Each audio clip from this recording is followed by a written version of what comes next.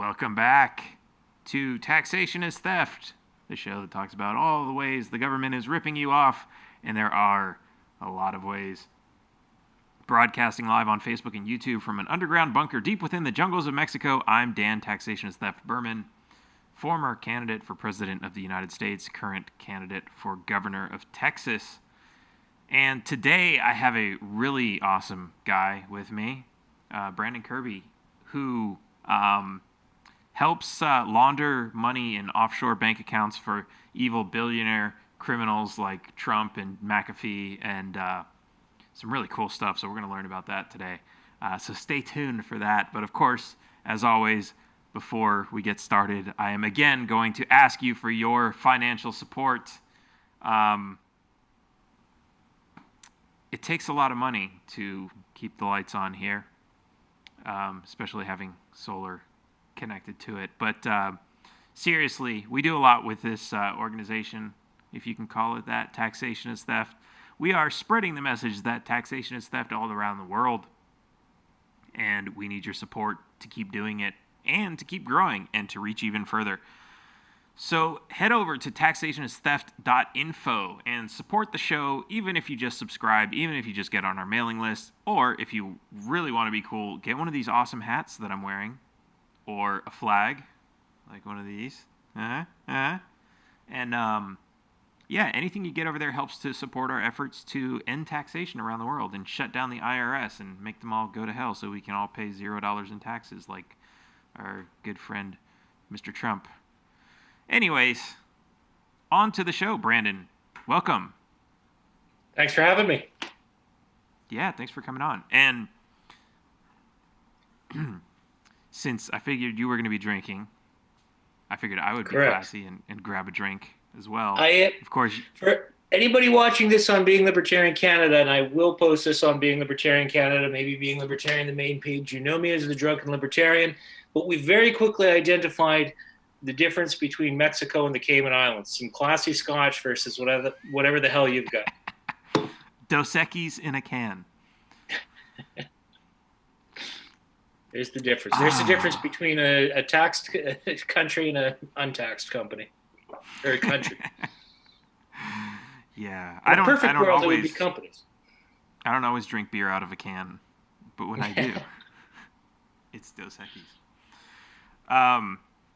Yeah, normally, I don't know. I kind of grew out of alcohol a little bit and kind of switched over to weed. So this is all that I have. But also, we're still moving into this place, so I haven't stocked up the bar yet. I'm full of excuses. If you want, I can go on. I think we've heard enough. All right, fine. Party pooper. Okay. Before we get into like all this money laundering stuff, which sounds fascinating, because I have a few dollars I'd love to launder. I'm an anti-money launderer. Yeah, there we go. For the record, just in case CSIS is listening, I am in fact an anti-money launderer, and I can guarantee you they are listening. So, well, hopefully we'll stir up some controversy with them, or at least I will. I don't want to get you mixed up in all that kind of stuff. So yes, if you are listening, I'm making stuff up. I have absolutely no idea what he does, and that's why I have him on the show, because I want to find out. But before we get into that, we were just talking about how my nephew actually lives in Georgia. Where? The state of Georgia. He sent me a video. Apparently, the Supreme Court of Georgia, the state of Georgia, not the country. You're like the only person who would have asked me that. I deal with money launderers from Georgia, the country of Georgia. Nice. So yeah, apparently they confirmed that you have a right to resist unlawful arrest, which is really awesome. And apparently it went all the way to the Supreme Court because their trial court and their appeal court said, no, you don't have a right to resist an unlawful arrest, which is bullshit. I can't believe it went through two courts like that. But it was really interesting. And so we were just talking about the, like, what are the differences and the consequences? Because, yeah, you're still going to get arrested. They're probably still going to, like, take you to trial or something. Hopefully, I guess if it was an illegal arrest, then they wouldn't have a whole lot of evidence to use anyway, so that trial probably wouldn't go anywhere. But you still spend the night in jail, and what comes of it? You can try to sue the police, but they've probably, got their immunity. But what was interesting about this case was apparently the guy was thrown in the back of a police car for violating his probation, and it was an illegal arrest because I guess they didn't have enough evidence or enough something to say that he was violating. I don't know. Anyways, but he's in the back of the police car and he's kicking the doors, and apparently he damaged the doors of the police car. And so the government charged him with damaging government property or interfering with government operations or some shit like that for resisting an unlawful arrest. And so the Supreme Court of Georgia finally said, no, actually, if he would have kicked the door off and got out and ran away, that would have been totally cool because that was an unlawful arrest. That's pretty fucking awesome. Yeah, for sure. If you ask me. Good for them. Good for the state of Georgia. Yeah. Hey, no, I got American knowledge. That is Newt Gingrich's home state. Right? Alrighty then. Okay, yeah. I had no idea. Look, anytime I know something about America, I just want to play my cards. Newt Gingrich is American? I thought he was British. I thought he was that. Oh, no, I'm thinking of, like, that other guy, Gingrich Khan, or no. Wow, I don't know. I'm terrible with history, actually. Okay, so let's hear about this, because I'm really interested in this. I've always, like, had this dream that, like, one day I'm going to own an island, and I'll probably have, like, millions of dollars in American money stashed under my mattress or something, and I don't know how that works. And, like, it's interesting because before I got into this whole idea that nobody has to pay income tax in the United States, that, like, oh yeah, offshore companies is where it's at, and you're kind of into that. So, yeah, what's the scoop, man? How do I keep my money safe from the government?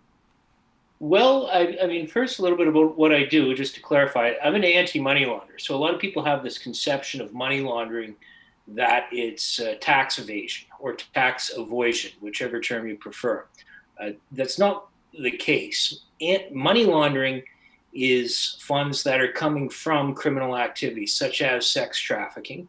Wrote a suspicious activity report in 2018 that led to the arrest of 5 sex traffickers. So really proud of the work that we do in the Cayman Islands. Nice. It can also be money that's going to criminal activities, such as terrorism. My boss's boss actually intercepted a $1 billion payment coming from North Korea going to an Eastern European nuclear research facility. So that's what anti-money laundering is. That's the sort of people that we tackle. Now, people who just want to avoid paying their taxes, absolutely. You can incorporate in an offshore account and pay no taxes on your investments. So that's perfectly valid. If you do the distributions and you're residing in the country at the time of the distributions, if you're residing in the country at the time of the distributions, you are going to have to pay taxes on that. So you'd want to reside in a different, a more tax-friendly jurisdiction like Cayman Islands, Bahamas, BVI, Jersey, a country like that that's actually tax-friendly, rather than countries like America or, heaven forbid, my home and native land of Canada. You don't want to pay those taxes. But even if you do reside in those countries, it's sort of like, to use the American terminology, a glorified 401k. You can get a tax write-off for when you put the money in there. It grows tax-free, and then you do the distributions as you see fit. Right. That's it in a nutshell. So once you take your money out, like let's say, okay, I've saved up like a couple $1 million in the Cayman Islands, and I want to buy a big, nice, fancy house in the United States. As soon as I bring that money in, then it's supposed to be taxed or something, right?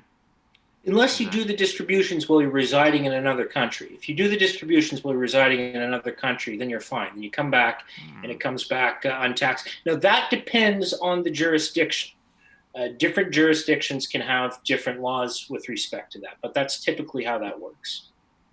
That sounds like so you could reside. What's that? Yeah, that sounds like you need to hire a lawyer or something to like figure it out. Well, you can simply live in the Bahamas in the case of Canada, I don't know the American laws. I probably should have looked them up before I came on. But in the case of Canada, You can live in the Bahamas or the Caymans for 6 months, declare non-residency, and then when you've made the money, you come back. So you can live in one of those countries for, let's say, 6 months, and then you come back to, you want to buy a nice fancy house in Beverly Hills. You can do that, and then it's tax-free. But you have to live outside the country for, in Canada's case, at least 6 months. Nice. So this is really interesting. What this other stuff you're talking about too, because like I've had to deal with all kinds of bullshit. Government going through my money. There have been times down here in Mexico where they ask me for my social security number and some other shit, and it's usually to stick on like some. They say it's for money laundering or anti-money laundering, I guess. Know your customer, something like that. KYC. I'm a KYC contractor. I know all about it. Yeah, it just seems so weird that, and like, it seems so weird that I'm in a country that's not the United States and they ask me about a social security number. Yeah, so that's something that's called FATCA. I don't know what FATCA stands for. I don't like FATCA. I don't like to deal with FATCA. We've got a whole other, when I was working for the Maples Group, they're the largest hedge fund service company for the largest domicility for hedge funds in the world. But when I was working for Maples, there was a whole other division that dealt with FATCA. But it's the same thing. So if you're in Canada, if you're in Britain, when people are opening up, let's say, a bank account, they're still going to ask you if you have U.S. tax implications. That's going to happen. That was something that was developed in 2010. Funny story, not funny comically, but I don't know. Funny seems like a good word to put in there. So Barack Obama, my father, who's Caymanian, he was working at, I don't recall what the name of the organization. He was in the Ugland House, so it was Maples and Collar, I guess. But when he was in the Ugland House, Barack Obama was debating with John McCain, and everyone in the Cayman Islands are big Barack Obama fans. It's a race thing. So anyways, they were all rooting for Obama, and during the debate, they were watching it live. Obama said, there's a building in the Cayman Islands, the Ugland House, which is where my father was in at that time when he said it. He said, they've got 12,000 companies registered there. That's either the world's largest building or the world's largest tax scam. So all the people that he was working with, my father's a big Republican type. I'm a libertarian. We have it out, but they all switched. They switched sides pretty quick on that. I think I got a little. I got a couple of libertarian converts out of there when I went down and I preached the gospel of liberty. Nice. Yeah, that's got to be kind of threatening. But yeah, sorry, what was your question? It had to do with like the FATCA.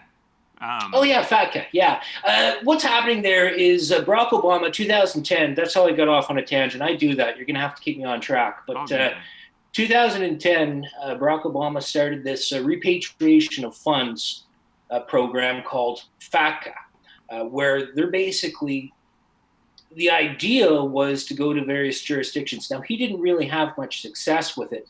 Donald Trump, on the other hand, put that program on steroids. He's really trying to strong arm these other jurisdictions. So what he's trying to do is repatriate American funds, that funds that are earned elsewhere, but you'd have to pay the taxes within the United States. Not a high level of compliance, as you can imagine, but the companies are at the very least saying, look, here's the form. My company would occasionally comply depending on what the situation was. I was supposed to insist on, give us your, what do they call them, W-11s? Is that what it is? I don't know if they go up to 11. They go up to 9 at least. W-9s, yeah, that could be it. But anyways, I'd say, okay, well, fill out this form. But if they never did, I didn't care. It had nothing to do with money laundering, so I just ignored it. And if they didn't fill it out, it was really on them. The onus is on the individual taxpayer.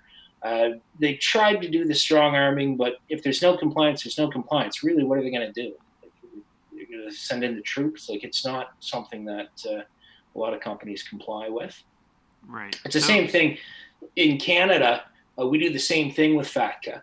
So we say there's a disclosure saying you have to report this. We require this information, and if you just don't report it, then how would we know whether or not somebody's an American? It's Right. it's not something that has a whole lot of teeth. It's a lot of paperwork. It's a lot of stuff that a lot of jurisdictions have agreed to, but it's not a program that has teeth. Right. Interesting. Wow. Yeah, and it's. I mean, I remember I went to Jamaica a couple years ago, and I was asking a broker down there what it takes to get involved. And the first question he asked me, "Are you American?" Well, first you have to fill out the IRS form. That was the first thing he jumped to, and I was like, "You son of a bitch." Um, yeah, it's so weird because it's like I don't like I mean and you know you made the point that they can't really enforce it, but like what were they thinking? How were they thinking this unless they're really going to strong arm these other nations? Because I mean, yeah, they have no obligation to comply with any American law, unless you know through banking regulations and all this other shit. I No, mean, I like, mean it. Go ahead.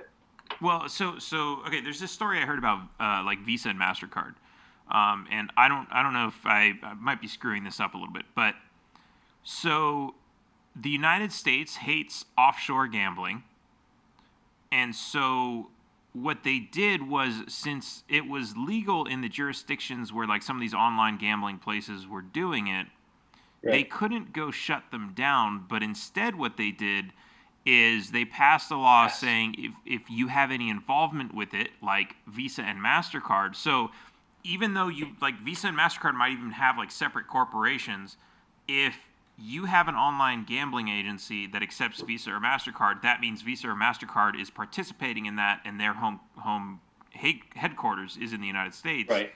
So now therefore they're involved in offshore gambling and so in that way they basically strong armed these companies to not accept money for these businesses that were completely legal in their own jurisdictions, which is total bullshit. Now I think I don't know if that's still going on because I think I was looking at some online gambling recently and I think they are doing MasterCard now. I could be wrong. Well, yeah, you can. There is a bit of an issue from a money laundering perspective, and again, this is not a taxation perspective. Like this, it's got nothing to do with taxation. But with the rise of fintech, uh, how I got into anti-money laundering was through cryptocurrency. I won an investment competition because I was doing a lot of investment with cryptocurrency, and the organization that I went to go work for, they were having a real hard time. Like anybody that wanted to deal with cryptocurrency could run roughshod over these people with respect to the AML policies, and they had no idea what it was, even let alone how to combat it. So that's how I got involved with it. It's not a government thing. I'm a voluntarist. Like I was working for a private company servicing hedge funds in the Cayman Islands. It's not a government thing. It's just I don't like sex trafficking thing. I don't like terrorism sort of a thing. So I like it when private organizations do things to combat this.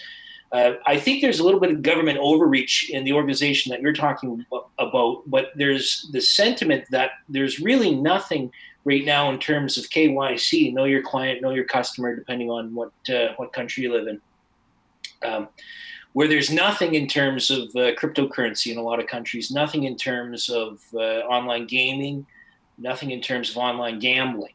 So a lot of people really don't know where this money is coming from. It could be conceivably coming from sex trafficking. And so the sentiment is let's crack down hard on it.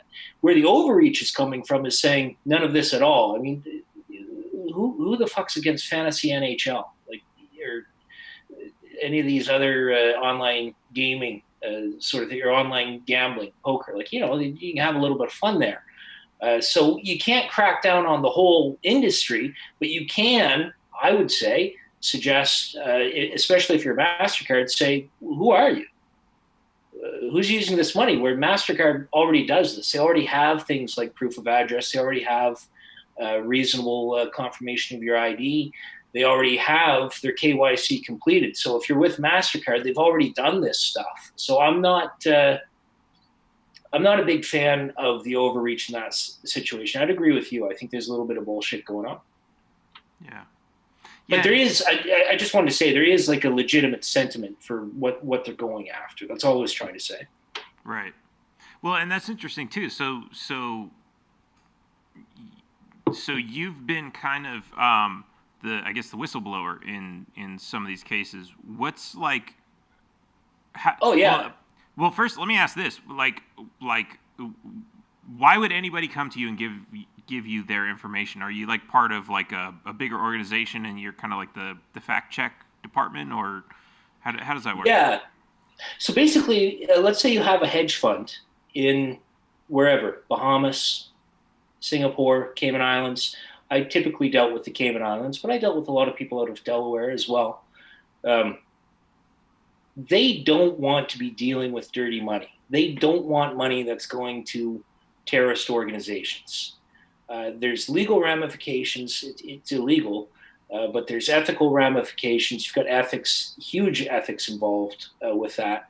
You've got there's reputational damage that can arise from it. Uh, all these things are cost, and they can weigh heavily on your conscience.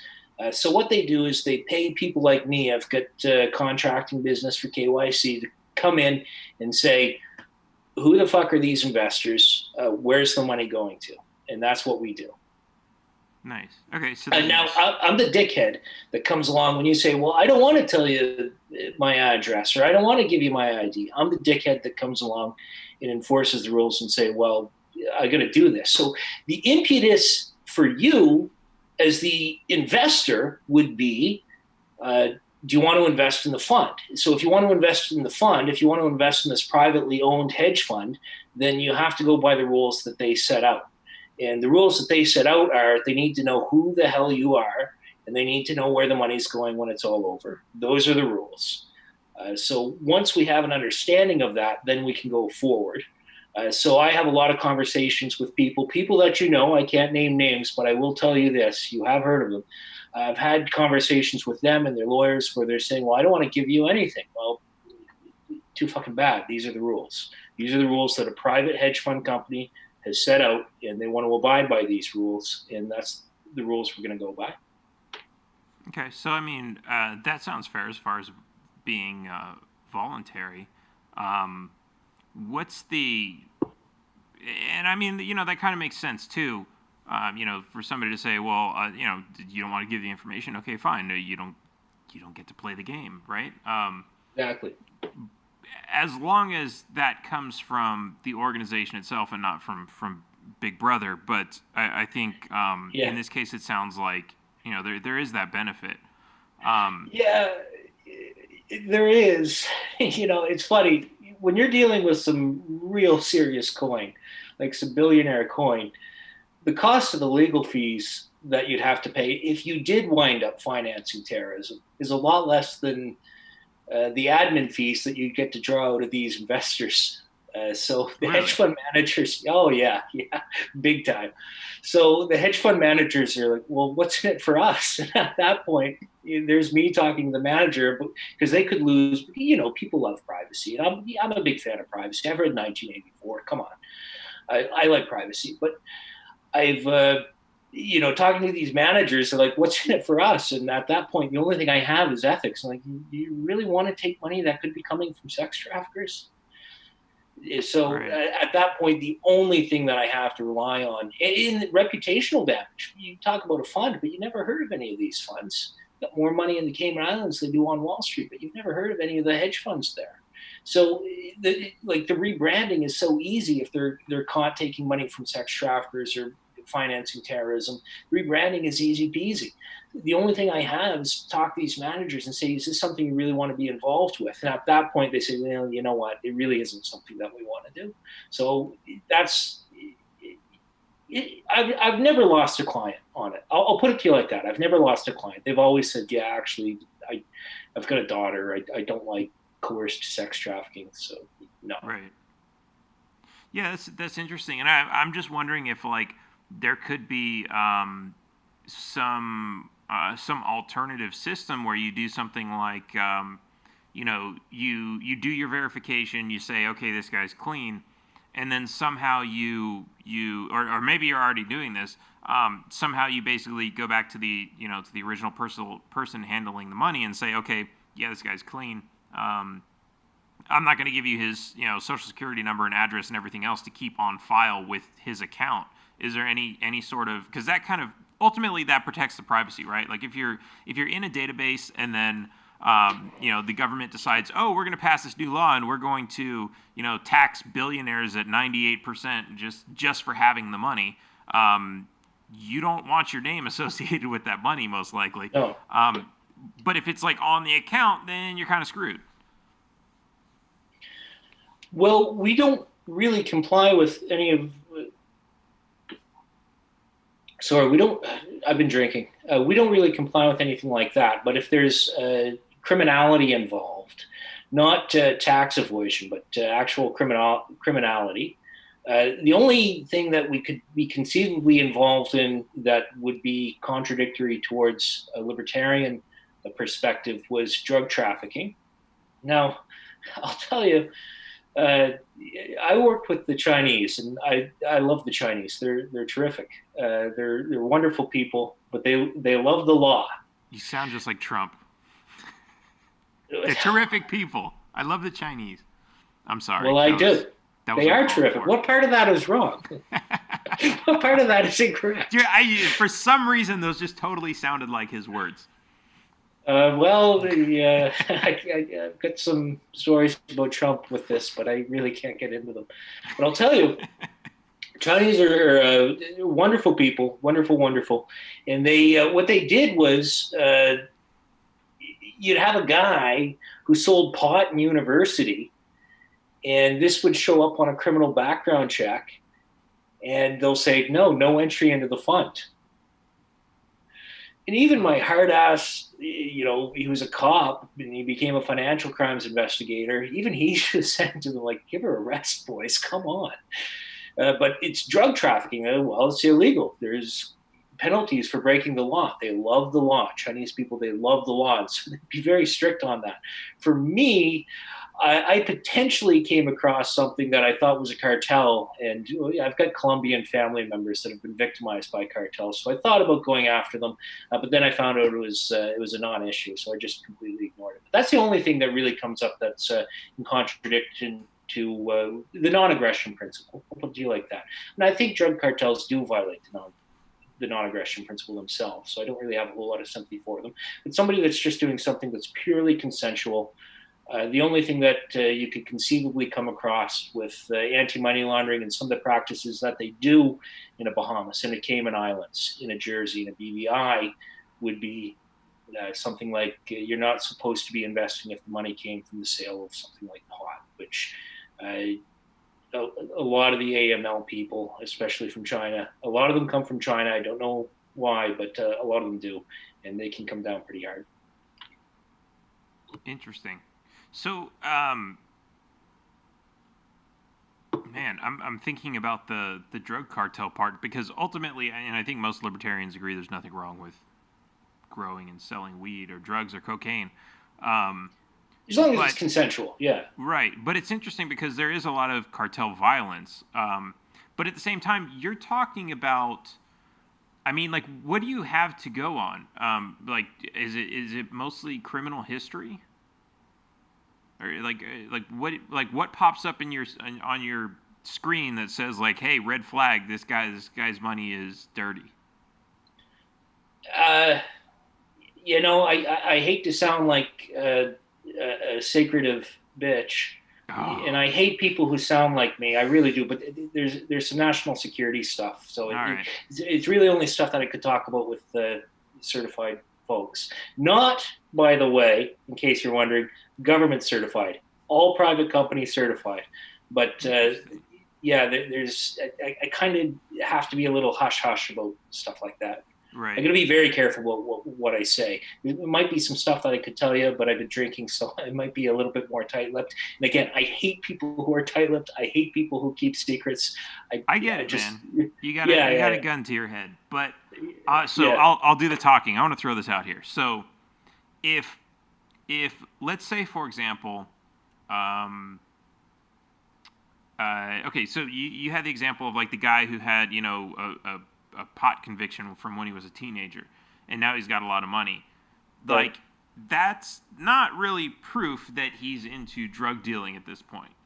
Um, so there's that. Right. But so I guess my question is like, okay, so some guy from a drug cartel comes up and says, hey, I want to put my money in a hedge fund.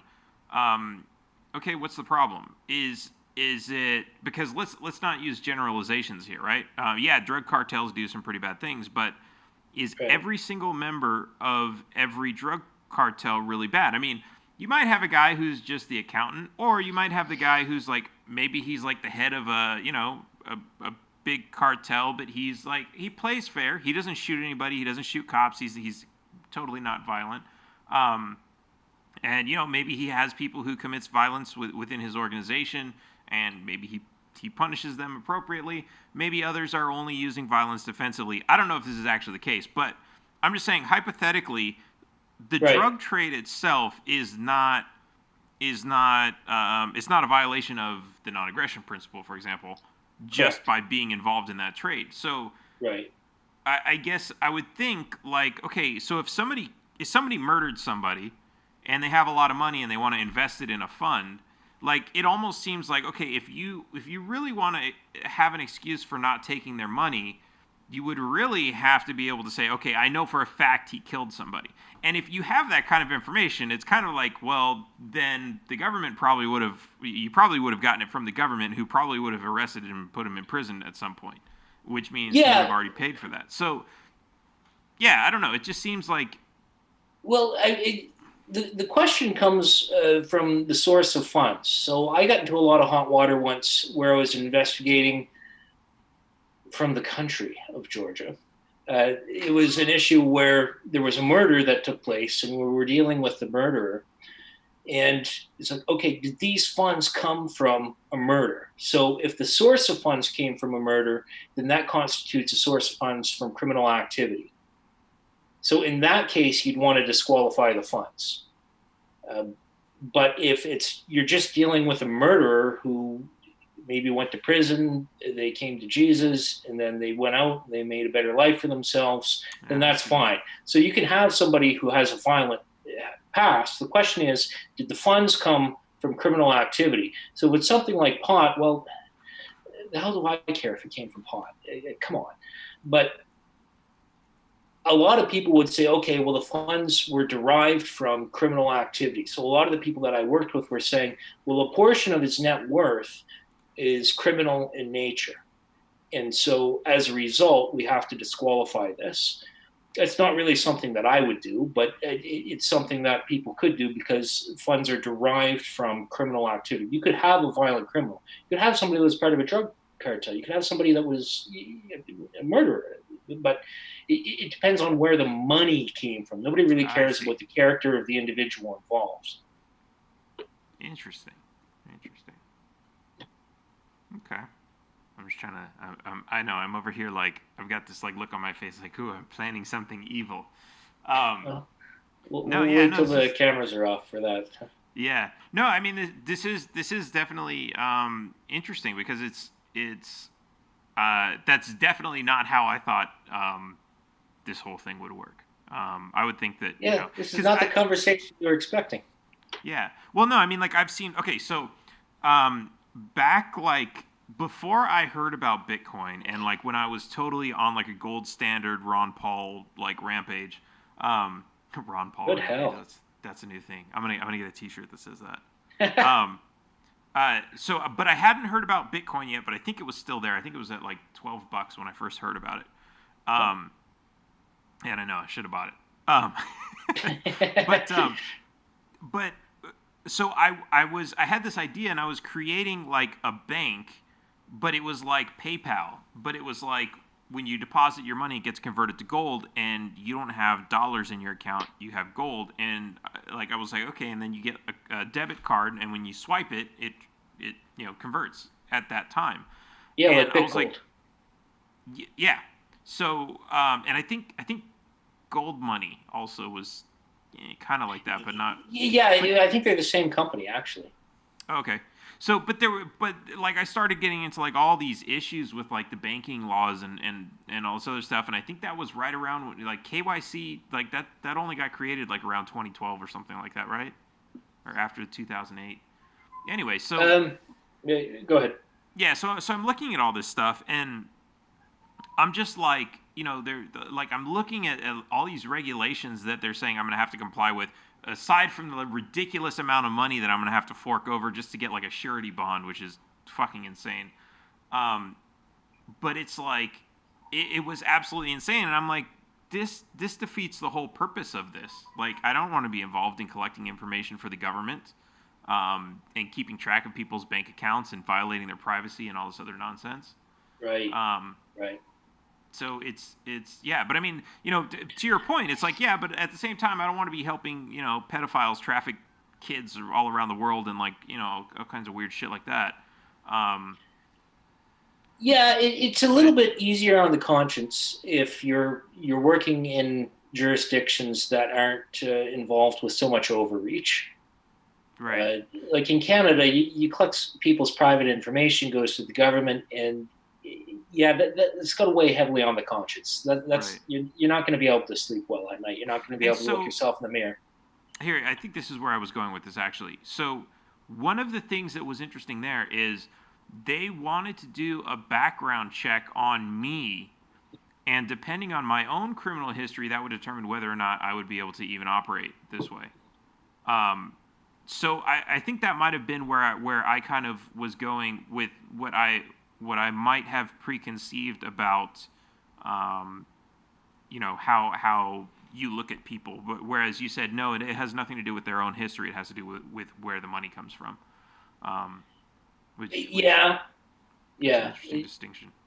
Well, you really have to make that distinction because I know where you're coming from. Like I had an allegation against me, so there was something on my criminal record for it was 14 months, and that just made my life hell. There's so little that I could do within the financial industry with that hanging over my head, Oh wow. and it does make your life hell. It really does. But from the vantage point that I come at it.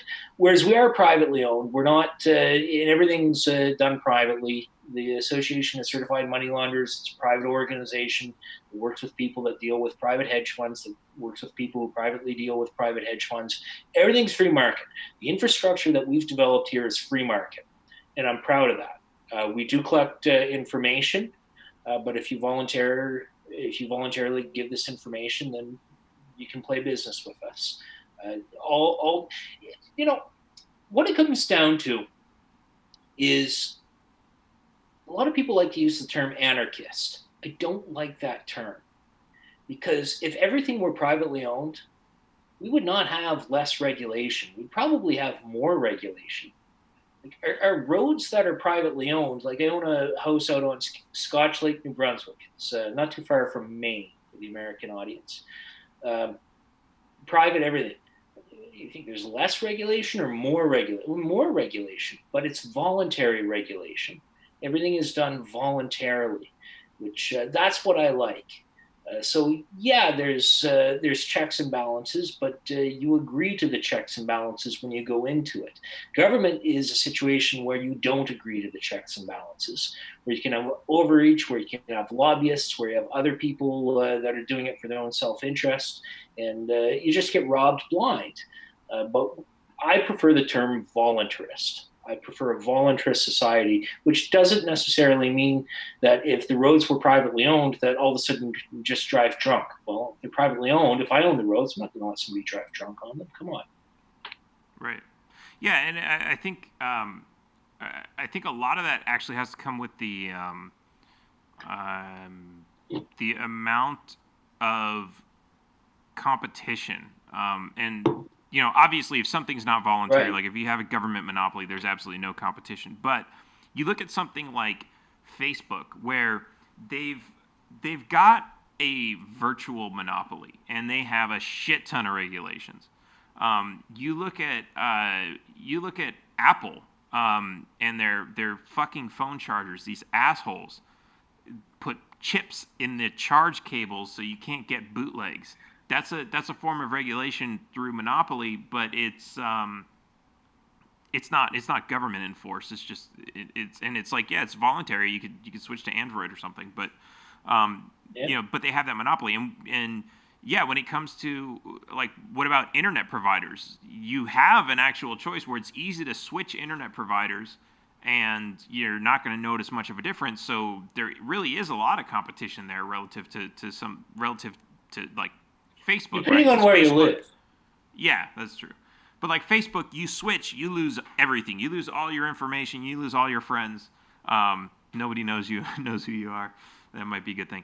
But but the Go actual ahead. cable that comes into your house, it's like you could switch. And so because of that, there's not a whole lot of regulation. And most of these guys don't even care if you're bootlegging. If you're pirating shit all day. You do get warnings every once in a while, but they don't even turn you into the feds because at the end of the day, they're like, this is competitive. We don't want to lose a customer here.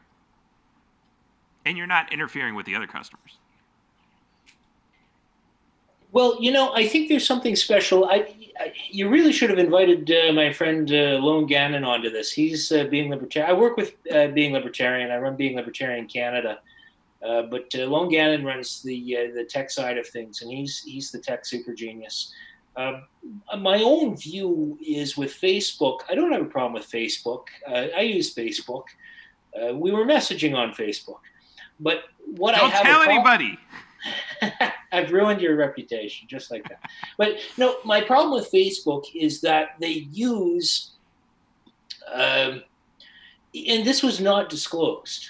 If it was disclosed, then I wouldn't have a problem with it. But they use these dopamine effects that get people addicted, which I think could conceivably be a violation of the non-aggression principle. Um, which if they were upfront and said, this is what we're doing to you, we're getting you hooked on the likes, we're getting you hooked on the shares, we're getting you hooked on the subscribes, then that's all well and good. And this information is coming out now, but we're living in a society that's completely addicted. In order to run a business successfully, I was a mortgage broker for a couple of years. In order to run a mortgage brokerage, well, I've got to be on Facebook. A lot of they come from Facebook. Being libertarian, you have to be on Facebook if you want to have. I've run as a political candidate for the Libertarian Party of Canada. There's no way I could run as a candidate without being on Facebook, because why? All of society has been addicted to Facebook. They specifically set out to do what I would consider harm to people without letting them know what it was. It's like putting some sort of an addictive substance into a cigarette without telling people you're getting them addicted. And Facebook does do harm to society. It does a lot of harm to society.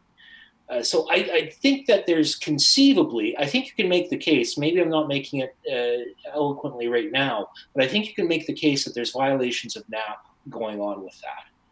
Yeah, absolutely. I know that really is kind of a gray area, because to some degree It is. uh,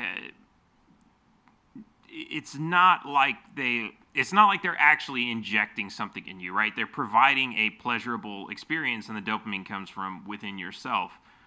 So arguably, a movie theater is, they're trying to get you addicted.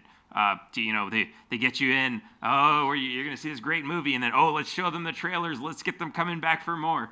And it really is that same kind of thing. And it's just like, if you take out the chemical explanation about how dopamine works and that sort of thing, is that really different than because what they used to do with movies, and I used to work in editing, so what you would do is you would take and that's why everybody says, oh yeah, I saw the trailer, that had all the best parts of the movie in it. That's exactly what they're trying to do. They're just trying to give you this like compressed like thing that gets you really excited, so you're gonna be like, oh my god, I have to see that movie. And that's that. And it's Right. really the same kind of a thing, right? They're giving you a chemical jolt, but in that way they never really, because it's an older industry, they never really looked at it that way. I don't think they looked at it more like yeah, let's just get people really excited. And without knowing, like, without having, I mean, you watch the trailers, you get excited, and then you want to see the movie, but like nobody's sitting there telling you, oh, they did that on purpose to make you go see it. Then it would be like, well, yeah, duh, like, but then if you say, well, they're making you release chemicals in your own brain, it'd be like, Well, that's just naturally what happens, I guess. So I don't know. It's kind of weird. Somebody's saying propaganda is mind wash in the comments, but yeah, I think it does become a gray line, especially um, when they're putting so much science into it. It's no longer just like, hey, we're here to entertain you. It's like, no, behind the scenes, we're the lab rats, and they're totally, They're they're controlling the dials. Yeah. exactly, and they're exposing us to different stimuli and seeing what our response is, and using that into a feedback loop to control us. But at any point, like, they could just be like, well, you wanted to use Facebook, you didn't, like, nobody tricked you into using it. It's, I don't know, But it is a, are there really? Is that the case that nobody's tricking you into using it? I mean, I mean, you're is sort that of any forced to different use than it by. like, Go ahead.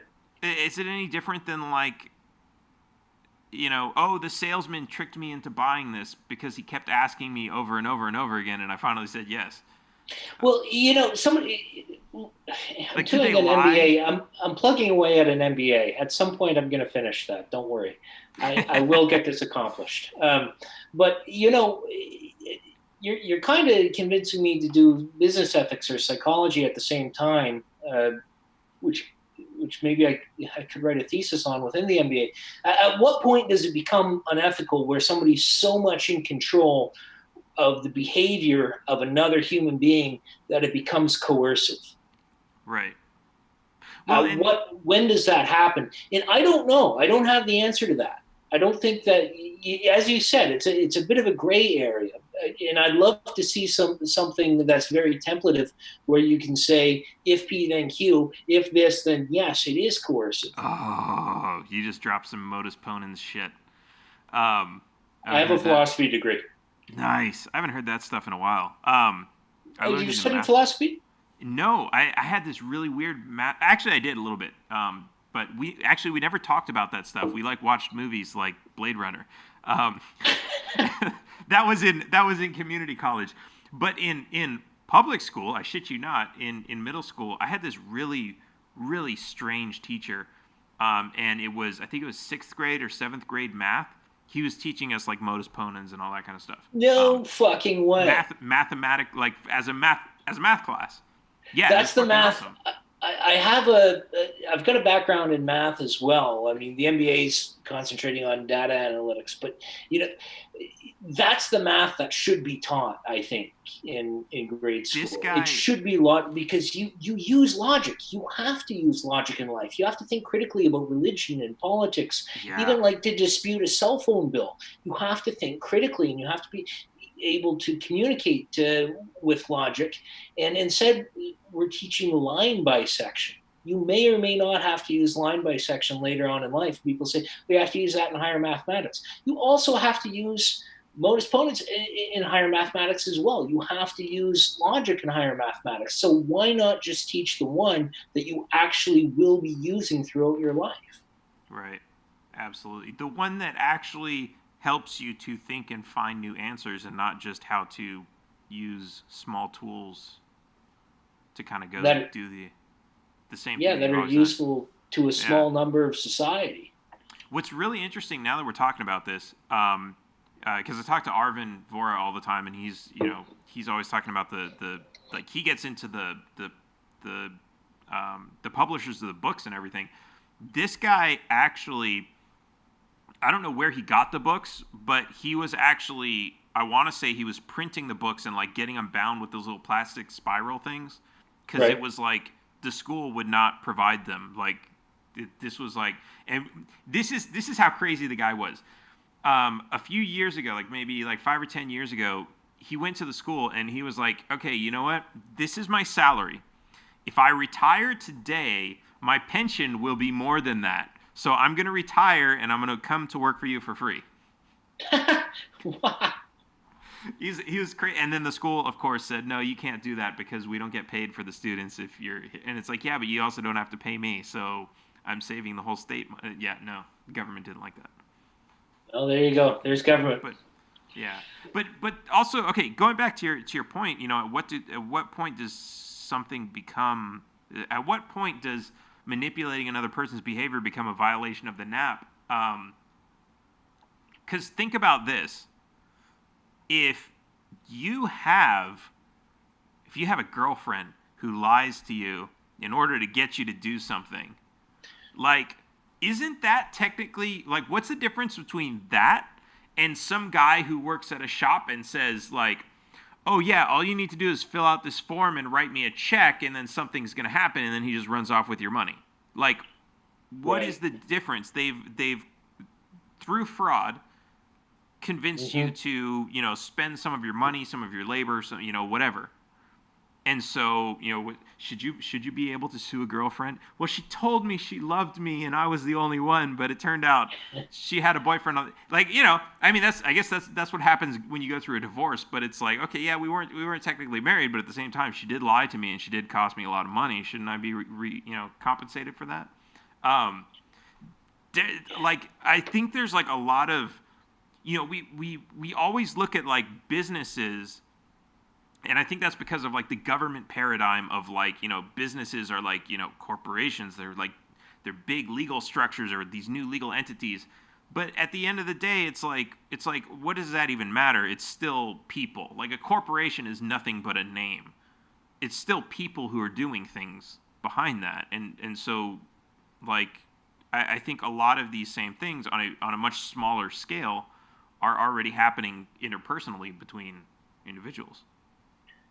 Yeah, I mean, I think you're right. There's some extreme cases in Canada where you could have somebody that would lie, for example, about the paternity of a child. Say this is your child, and then they get child support payments, and not only do they get child support payments, once the lie has been detected, they can continue to collect child support payments. So, there's clear-cut cases of fraud, like complete misrepresentation of what's actually going on. And I think in the case of Facebook, and definitely in the case of Google, there's a complete misrepresentation of what's actually going on.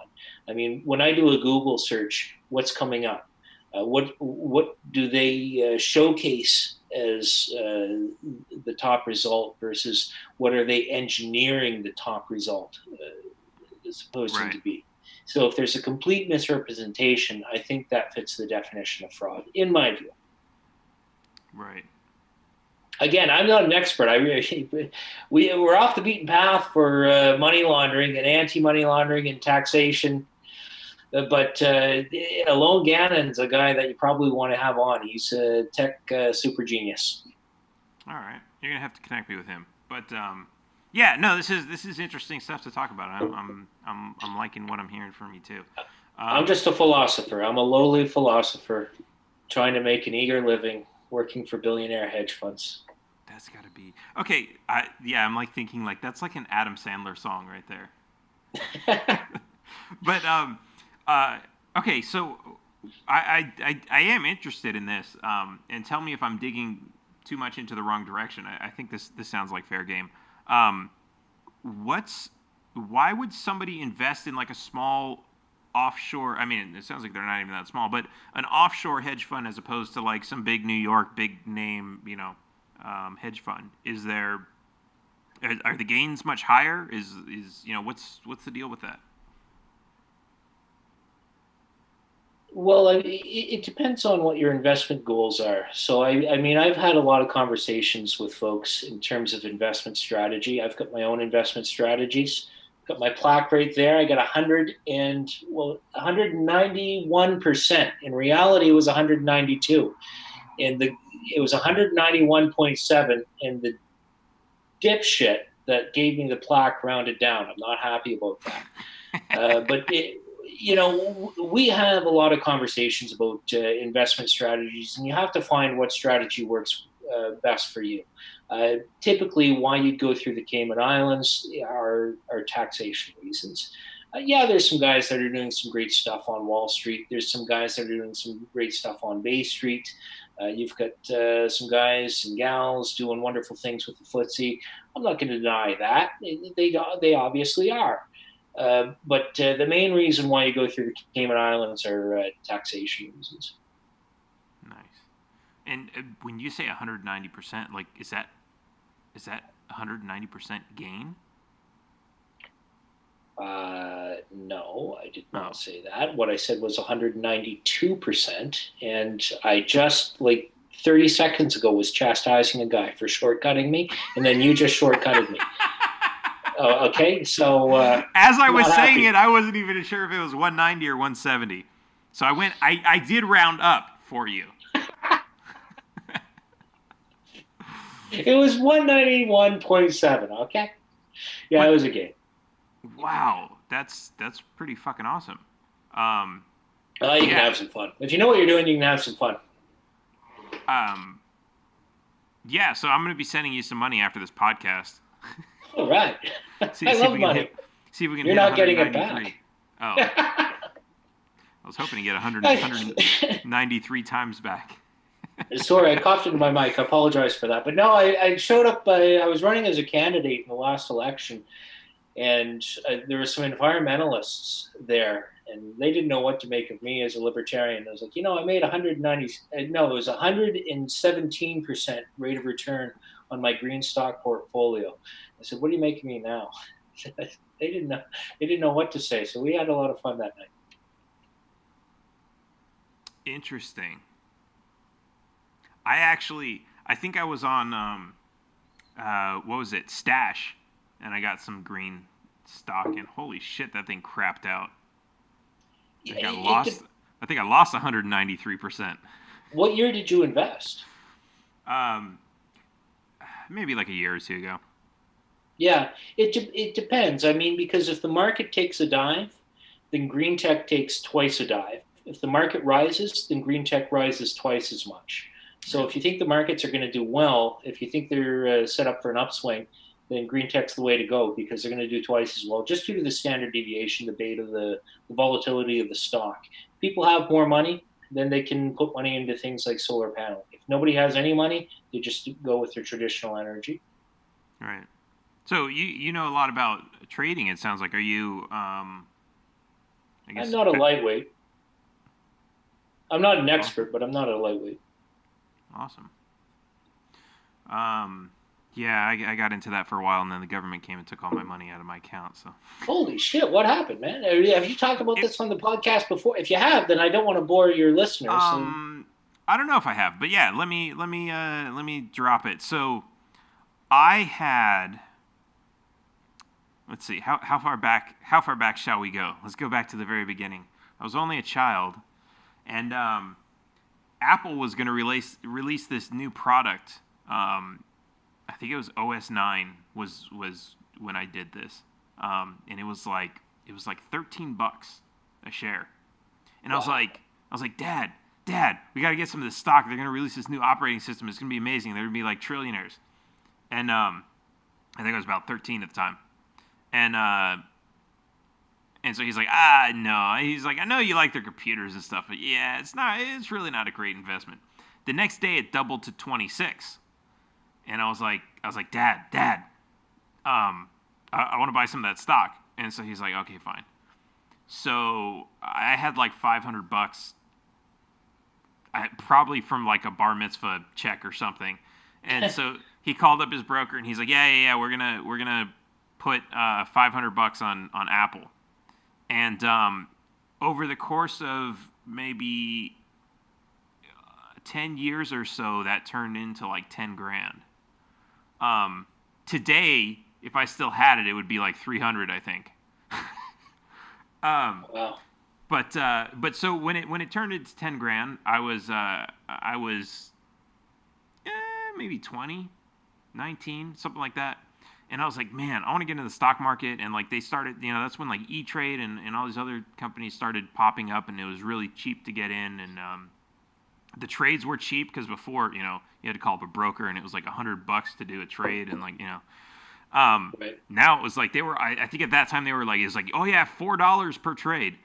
And Yeah. so I was getting into that, and then I started getting into options and everything else, and I made a little bit of like, I mean, I never really became an expert, but I made some good money with it. And while all this was going on, Um, the IRS was this is how they reported it at that time.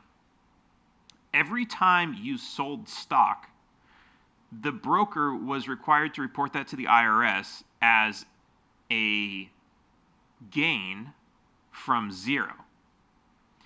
Every time you bought stock, you would basically deduct that. So within 1 year, Right. you would take all of your sales and you subtract all of your purchases. No, well, more or less. If you purchased 1 year and then sold it the next year, it didn't work out that way. But more or It less, works the you same in subtract. Canada. Doesn't work Yeah. that way in the Cayman Islands. None of it's reported in the Caymans. But here's the thing. Well, here's the thing. The brokers didn't report any of the purchases because that was never required by law. And silly me being like, fuck the IRS, I'm not going to file anything, didn't file anything. So the IRS said, well, we have all this. Apparently you made hundreds of thousands of dollars worth of sales. And so they basically came around and said, like, yeah, so based on this, you owe us like $50,000 in taxes. Which is ridiculous because at the end of the day, I mean, there were a couple days where I'd be up like, $5,000 or something. But then I'd go, lose it the next day. Yeah. And You were doing some day trading. Yeah. You dog it. I was getting into contracts and everything. Yeah. Contracts and futures, and like, I got lucky a couple times. I think most of my good gains were out of luck, and then I'd be like, okay, that was awesome. Let me just repeat the same thing. But then, of course, the market doesn't repeat itself. So, whenever I'd win something, I'd totally lose it. Yeah, it was interesting. But I've kind of stayed out of the stock market for a pretty long time because, and it's not like the IRS is after me at the moment. But because I know how easily accessible that is to them. Like, it was literally like they sent me a letter saying, hey, you owe us some taxes and we think you might try to run, so we're going to freeze your accounts. And then it was like, well, I guess there's absolutely nothing I can do at this point. Well, let me use that. Let me pivot off of your pain and misery callously as a life lesson, and just say, if you are going to be doing a lot of trading like that, and it's a little bit higher volume than what some of the than what you'd be used to with a high school fund or a university fund, then it's worth your while to incorporate New Jersey, the country of Jersey, not the state of Jersey. It's worth your while to incorporate. Let the funds grow tax-free. Don't let any sumbitch in your local government take your money away from you and say, you got to report this, you got to report that. Take the money, pay it to a corporation, deduct it as a business loss.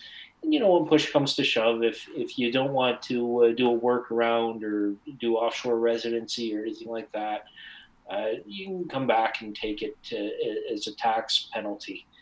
But, the bullshit that you have to go through to actually do that while you're residing within a lot of these jurisdictions, whether you're talking about France, whether you're talking about UK or Canada, USA, China like you wouldn't believe, but Australia, lots of bullshit that you have to go through. It's not right. What they're doing to the investment world is completely wrong. What you're doing was an excellent service to society. They come down hard on you, and I think that's terrible. Oh, well, thanks for making me feel good about myself trying to become an evil rich billionaire. You should. I'm trying myself. Not having much luck, but I had to look up where Jersey was. Looks like it's off the coast of France. Yeah, it's in the English Channel. They've got great tax laws there, terrific tax laws. I don't like them; they're not perfect, but I guess is terrific a Donald Trump word? Am I not supposed to say terrific? Is that? I think it is. I know. I just totally tremendous. Like I thought tremendous was the Donald Trump word. I avoid tremendous. Well, it's I very avoid tremendous saying of you. China. I try to avoid that too. I did. What else? Uh, awesome. Well, thank you so much for joining me on the show. This has really been some awesome information. Now, hopefully, I won't sound so ignorant if I run into some people from the Cayman Islands. If I run into some billionaires and I want to have a conversation with them, I won't sound like a total. I won't sound like one of the poors. Is that how you say it? Pores? The poors. I don't The know. pores? I've seen that in some memes. You refer to it as the poors. Yeah.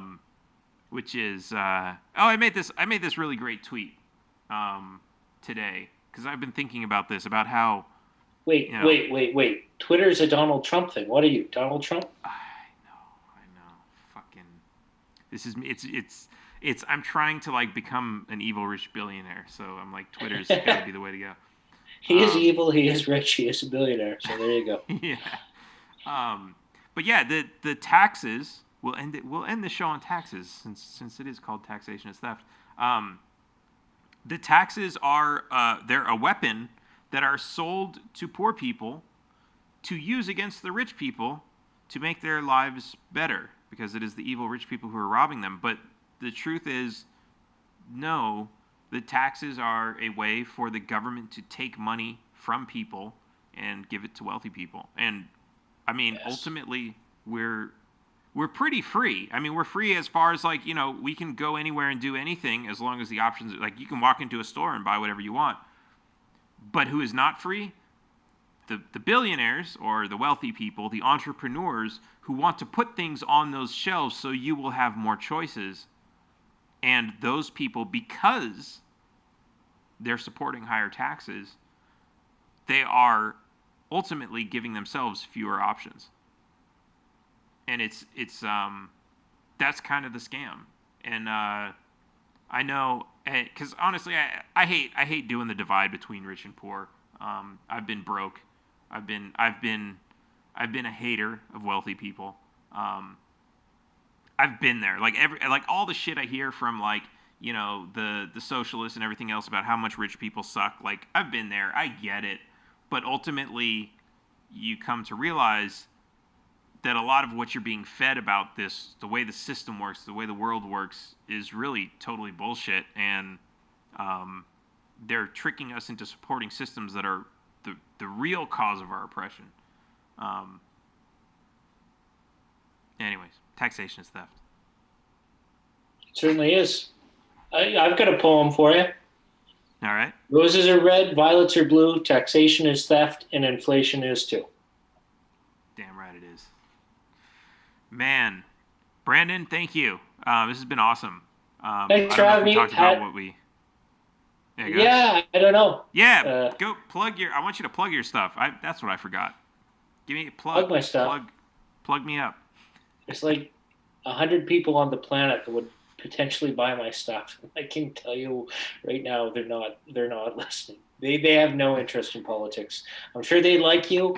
I'm sure they probably agree with libertarianism. They spend about 0 hours on politics. But if you are in the market, on the off chance that you're one of these 100 people on planet Earth that would buy my shit, Brandon Kirby, anti-money laundering services. I've got anti-money laundering officers. I've got KYC contractors. We can get the job done. Awesome. Well, what about being libertarian? What about all these? Give us some websites. Oh, there's a huge bunch of dipshits that run Being Libertarian. I'm one of them. Being Libertarian Canada. You can follow us on Facebook. BeingLibertarian.com actually is probably where you'd want to go if you're interested in libertarian opinion. We do opinion-based journalism. BeingLibertarian.com. I used to write a weekly article. I'm trying to get serious about my MBA. I don't know if that's going to be this semester. It looks like it probably won't. But when I'm not being very serious, I write a weekly article for Being Libertarian. Wonderful content there, though, from fantastic authors. It's international. We've got Being Libertarian Hong Kong.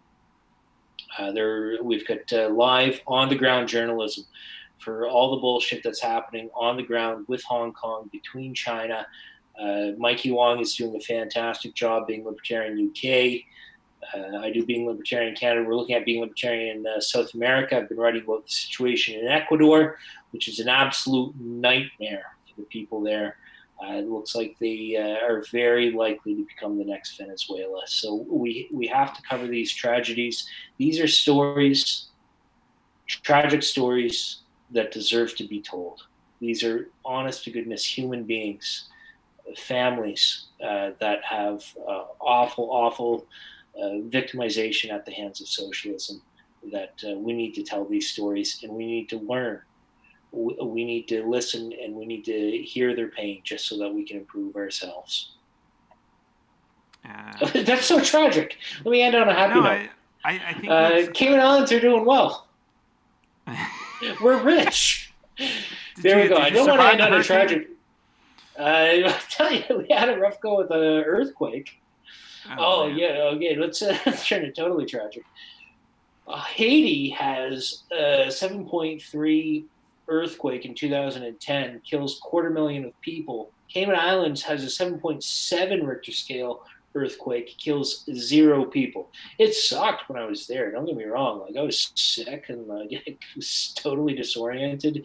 And my family, the shop that they have there was a bunch of stuff was destroyed. But it sucked. But nobody died.